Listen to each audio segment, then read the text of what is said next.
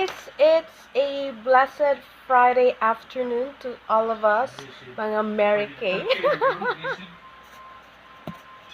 Medyo mga side comments sila, you know, well, sabila na sila. Okay, so yeah, still fresh from the shower. So the products that I've used so far for today is of course our Invigorating Scrub. And after the scrub is our cleanser, of course. Timewise Repair Volufirm foaming cleanser still. Okay, and after the cleanser, of course, we've already toned up. Yeah, Botanical Effects Refreshing Toner.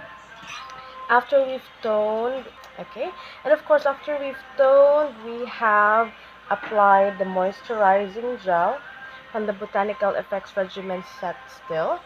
Okay, so I've also applied my Shea Sugar Scrub for my satin lips. And just when you thought nga ang Botanical Effects Regimen set is done and over with, no, kinaapatay, SPF 30, and yes, it's for sunscreen with the high protection. Okay, so how to apply this? Of course, just apply literally onto skin prior to sun exposure and reapply frequently to maintain protection, especially if magsud gawas ka from where you are, especially kung mugawas ka nga adlaw pa, or even inside the house, kay ingon sila we don't just receive or we don't just get radiation from outside, but we also get radiation from the inside of our house, like our gadgets, the cell phone, the TV, the computers, and all that. And yeah, we will now apply the sunscreen protection.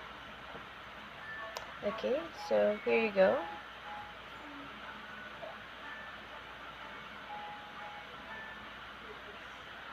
Okay, so light siya sa uban, dili siya gel, because it's a moisturizing lotion.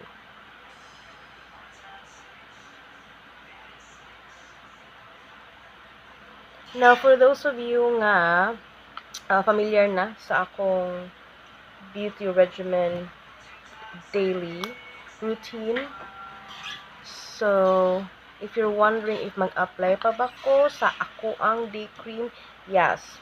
Timewise Repair Day Cream still has SPF 30. So for today, I have a total of SPF 60. Diba? Why not?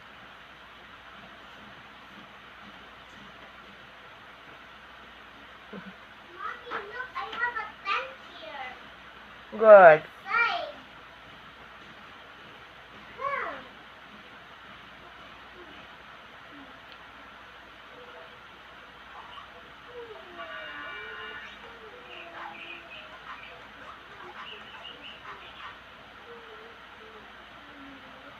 You can never get too much SPF, so okay lang sa pag ma-upload siya 90, no?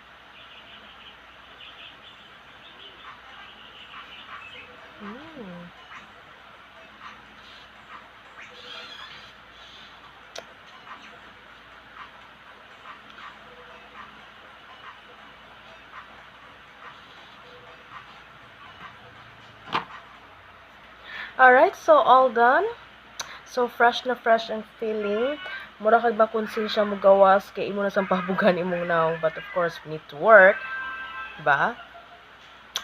And yeah, before I apply my day cream, of course pataw-taoran sa nato, kay after the day cream is our foundation. So yeah, here it is, the moisturizing lotion. So even if I spend more time in the heat of the sun, whether sa buntag, udto, or hapon ba na, di na ako mag-guilty because of the sunscreen high protection. And of course, for those wala nakakita sa akong previous videos, the Botanical Effects Regimen Set, it's from the word botanical, of course, it derives from a fruit or a plant. Our Botanical Effects derives from dragon fruit extract. So the dragon fruit extract included in each of our products is rich in antioxidants to help fight skin damaging free radicals. So yeah, dragon fruit as a fruit itself, when you eat it, daghan daw kay siya og kanang benefits, health benefits, or advantages sa atuang health. So if we eat something which can be beneficial for our health, so if we will apply it to our skin, so still the same, it will also be beneficial. So of course, as a kayog, atong ikudkod ang fruit itself straight to our skin. Yeah, try it if you want to. But Mary Kay is making it easy for us. Nga di ta kailangan magkudkod sa fruit itself. We just need to get a hold of the Botanical Effects skincare regimen set. It's refreshingly simple, guys. So yeah, that's it for today. And you have now seen the products that I used for my basic facial spa. Basic pa lang to, ha. So next time I'm going to show you the regimen set for oily skin, my skin this time. So I'm excited for that. I hope you're excited for that as well. And again, don't forget to like my videos, leave a comment. Any comment will do. I will highly appreciate it. And don't forget to share the video to your family, relatives, and friends. And of course, subscribe to my channel as well. Kay para daghan tang mo guwapa. And yeah, so for today, like what the commentator said, it's a Friday the 13th. So I'm not sure if mo hilibog mga tuo or superstition, but for me, every day is a new day. Every day is a blessed day because that is what God has given to us, another opportunity for us to praise and worship Him.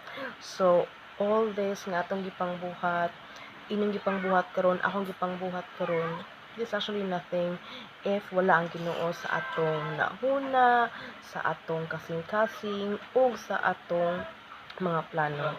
So always include God in our plans.